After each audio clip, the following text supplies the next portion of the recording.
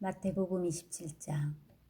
다음 날 아침이 되자 모든 대제사장과 백성의 장로들이 예수님을 죽이려고 논의를 하였습니다. 그들은 예수님을 묶어 총독인 빌라도에게 데려가 그에게 넘겨주었습니다. 예수님을 배반한 유다는 예수님이 유죄 판결을 받은 것을 보고 양심의 가책을 느꼈습니다. 그래서 은 30개를 대제사장과 장로들에게 돌려주었습니다. 유다가 말했습니다. 내가 죄 없는 피를 팔아 넘기는 죄를 지었습니다. 그들이 대답하였습니다. 그게 우리와 무슨 상관이냐? 그것은 너희 문제다. 유다는 은하를 성전 안에 내던지고 나가서 목매어 자살했습니다. 대제사장들이 성전에서 그 돈을 거두고 말했습니다. 이 돈은 핏값이니 성전에 두는 것은 안 될 일이다. 그들은 서로 의논하여 그 돈으로 토기장이의 밭을 사 나그네들의 묘지로 삼기로 결정했습니다. 그 밭은 지금까지 피밭이라고 불립니다. 그래서 예언자 예레미야가 말한 것이 이루어졌습니다. 그들이 은하 30개, 즉 이스라엘 사람들이 몸값이라고 정한 값을 받았다. 그리고 토기장의 밭을 샀는데 밭값으로 그 돈을 주었다. 이것은 주께서 내게 지시하신 그대로이다. 예수님께서 총독 앞에 서셨습니다. 총독이 예수님께 물었습니다.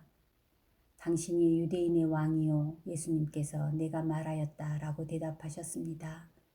대제사장과 장로들이 예수님을 고발하였지만 예수님께서는 아무 대답도 하지 않으셨습니다. 그래서 빌라도가 예수님께 말했습니다. 이 사람들이 너를 여러 가지로 고발하는 것이 들리지 않느냐? 그러나 예수님께서는 빌라도에게 단 한마디도 대답하지 않으셨습니다. 빌라도는 이것을 보고 이상하게 생각했습니다. 명절이 되면 백성들이 원하는 죄수 한 명을 총독이 사면해 주는 관례가 있었습니다. 당시 감옥에는 바라바라고 하는 아주 악명 높은 죄수가 한 명 있었습니다. 사람들이 모였을 때 빌라도가 말했습니다. 너희는 누구를 놓아 주기를 원하느냐? 바라바냐 아니면 그리스도라고 하는 예수냐? 빌라도가 이렇게 말한 것은 사람들이 예수님을 시기해서 자기에게 넘겨준 것을 알고 있었기 때문이었습니다. 빌라도가 재판석에 앉아 있을 때 그의 아내가 사람을 보내 말했습니다. 저 죄 없는 사람에게 아무 일도 하지 마세요. 어젯밤 꿈속에서 제가 이 사람 때문에 몹시 고통을 받았습니다. 그러나 대제사장들과 장로들은 군중들에게 바라바를 놓아주고 예수님을 죽이도록 요청하라고 시켰습니다. 빌라도가 사람들에게 말했습니다. 이 두 사람 중에 누구를 석방시켜 주길 원하느냐? 사람들이 대답했습니다. 바라바요.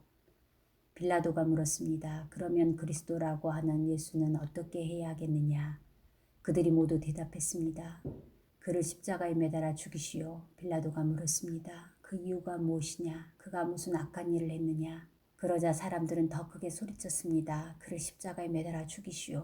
빌라도는 자기로서는 어찌할 도리가 없다는 것을 깨달았습니다. 그리고 잘못하면 폭동이 일어날지도 모른다고 생각하였습니다. 그래서 그는 물을 떠다가 사람들 앞에서 손을 씻으며 말했습니다. 나는 이 사람의 피에 대하여 아무런 책임이 없다. 너희가 알아서 해라.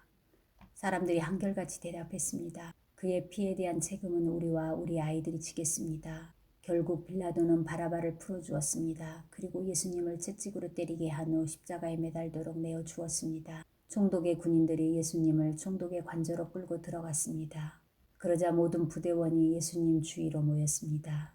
그들은 예수님의 옷을 벗기고 대신 붉은색 옷을 입혔습니다. 그리고 가시로 왕관을 엮어 예수님의 머리 위에 씌웠습니다. 그들은 예수님의 오른손에 지팡이를 쥐어주었습니다. 그리고 유대인의 왕 만세라고 말하며 예수님께 무릎 꿇고 절하면서 눌렸습니다. 그들은 예수님께 침을 뱉고 지팡이를 빼앗아 예수님의 머리를 쳤습니다. 예수님을 실컷 조롱한 후에 붉은색 옷을 벗기고 원래의 옷을 다시 입혔습니다. 그리고 예수님을 십자가에 매달아 죽이려고 끌고 갔습니다. 군인들이 나가다가 구레네 출신의 시몬이라는 사람을 만났습니다. 군인들은 그에게 강제로 예수님의 십자가를 지고 가게 하였습니다. 그들은 골고다라는 곳으로 갔습니다. 골고다는 해골의 땅이라는 뜻입니다. 군인들은 예수님께 쓸개즙을 섞은 포도주를 주어 마시게 하였습니다. 그러나 예수님께서는 맛을 보시고는 마시려고 하지 않으셨습니다. 군인들이 예수님을 십자가에 못 박고 제비를 뽑아 예수님의 옷을 나누어 가졌습니다. 그리고 거기 앉아서 예수님을 계속 지켜보았습니다. 그들은 예수님의 머리 위에 이 사람은 유대인의 왕 예수다 라고 쓴 죄패를 걸어놓았습니다. 그때 두 강도가 예수님과 함께 십자가에 못 박혔습니다. 한 사람은 오른쪽에 한 사람은 왼쪽에 매달렸습니다. 지나가던 사람들이 고개를 저으면서 예수님께 욕을 하였습니다. 성전을 헐고 3일 만에 다시 세운다는 사람아, 내 자신이나 구원하여라. 만일 하나님의 아들이라면 십자가에서 내려와 보아라. 이와 같이 대제사장들도 율법학자들과 장로들과 함께 예수님을 조롱하며 말했습니다. 그는 이스라엘의 왕이니 지금 십자가에서 내려오라지. 그러면 우리가 그를 믿겠다.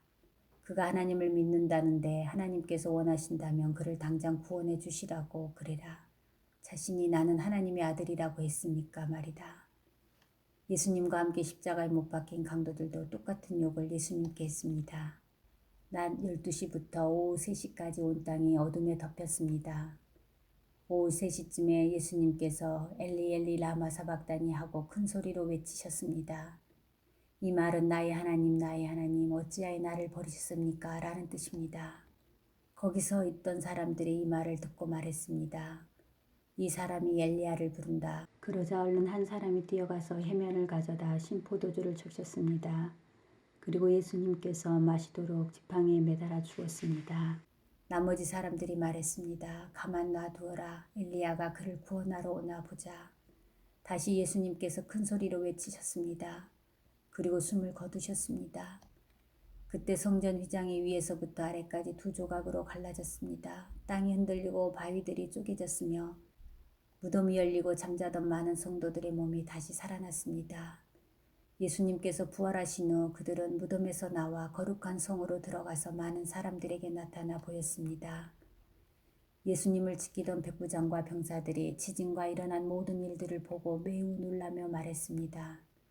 이 사람은 정말로 하나님의 아들이었다. 많은 여자들이 멀리 떨어진 곳에서 이를 지켜보고 있었습니다. 이들은 갈릴리에서부터 예수님을 섬기려고 따라온 사람들이었습니다. 그 중에는 막달라 마리아와 야고보와 요셉의 어머니 마리아 그리고 세베대의 아들들의 어머니가 있었습니다. 그날 저녁에 요셉이라는 아리마대 출신의 한 부자가 왔습니다. 그도 역시 예수님의 제자였습니다. 요셉은 빌라도에게 가서 예수님의 시신을 달라고 요청했습니다. 그러자 빌라도는 요셉에게 넘겨주라고 군인들에게 명령하였습니다. 요셉은 그 시체를 가져다가 깨끗한 천으로 둘렀습니다. 그리고 바위를 뚫어 만든 자신의 새 무덤에 예수님의 시신을 모셨습니다. 그는 큰 돌을 굴려 무덤의 입구를 막고 돌아갔습니다. 막달라 마리아와 다른 마리아가 무덤 맞은편에 앉아 있었습니다. 이튿날 곧 준비일이 지난 후에 대제사장들과 바리새파 사람들이 빌라도에게 왔습니다. 그들은 말했습니다. 각각 그 거짓말쟁이가 살아있을 때 내가 3일 뒤에 살아날 것이다 라고 한 말이 기억납니다. 그러니 명령을 내리셔서 3일째 되는 날까지 그 무덤을 꼭 지키게 하십시오.